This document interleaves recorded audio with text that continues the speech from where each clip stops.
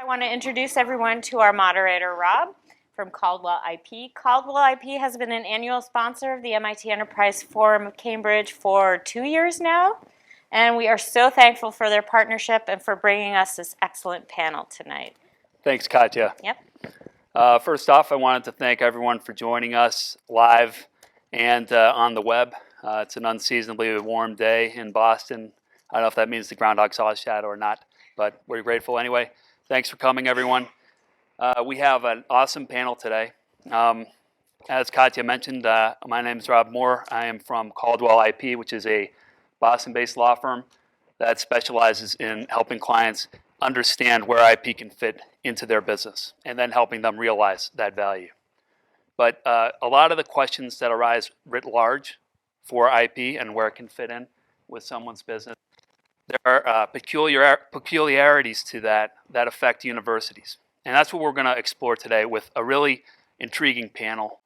These are folks who are very accomplished in the industry and approach these issues from a variety of perspectives, and we're very grateful to have them. So before we begin, could everyone just give a round of applause for our panel?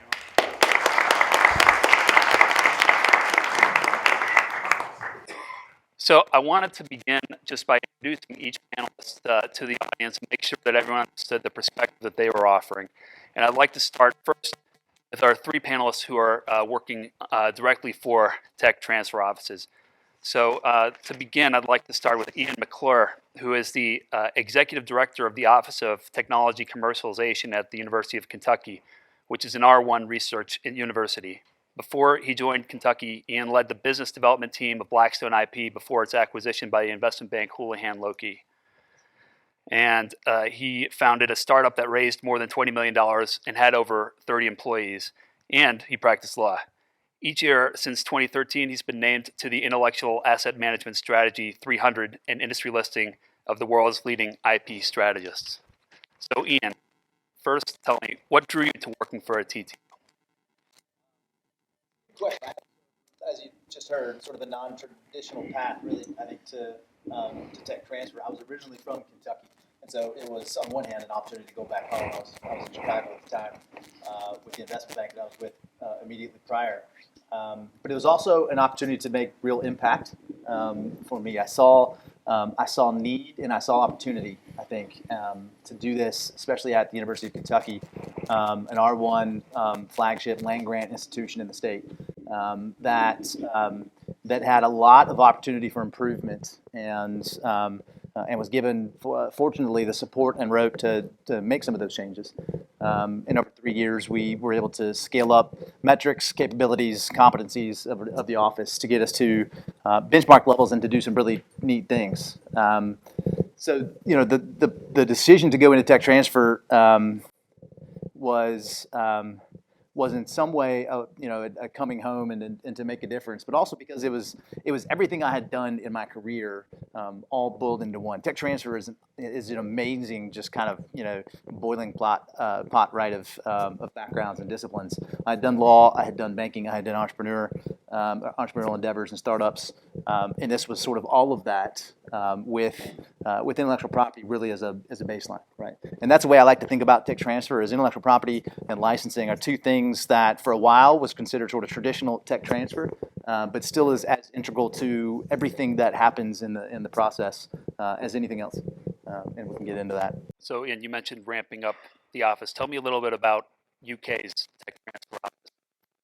Sure. Yep. So when I came in October 2016, inherited an office of 6, and we have 25 today. So we've done a lot of ramp up, right, over the last 3 years. I've called it our activation period, or in just sort of an office in motion at all times. But we've done a lot with that. So we haven't just sort of added people. We did a lot of restructuring.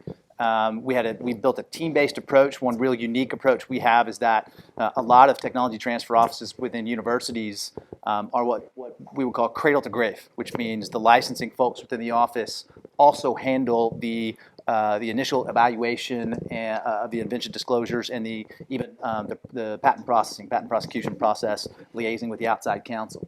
We separated that. Coming in, I had dealt with only large corporate intellectual property teams, and where you see a separation of the intellectual property component, the patent team, patent counsel, in-house counsel, and the licensing team, which is thought of more as business development in that realm.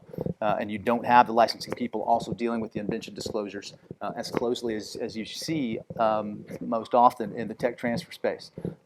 So I was intent on creating a communication protocol that allowed us to separate those functions with specialization. So we have an intellectual property development team that focuses 100% on our early evaluation process, market research, patent research, prior art research. We use fellows, so graduate students, PhD candidates, postdocs to do a lot of that work for us. And we create a machine that is overseen by just people who specialize in the patent strategy.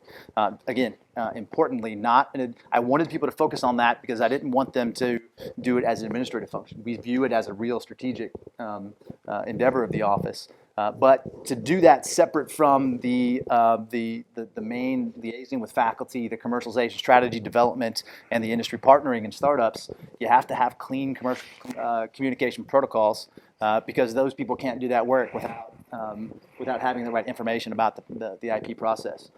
So we did that. We've built what we call them internal business processes, but they're communication protocols. We have formal handoff. We call them asset transfer meetings, where when we file a patent, it becomes an asset of the office, and we hand it over. And then it's owned. That asset is owned by either our commercialization and licensing team that does tech marketing, industry partnering, and negotiates our licensing deals, or our new ventures team that focuses more on startup creation.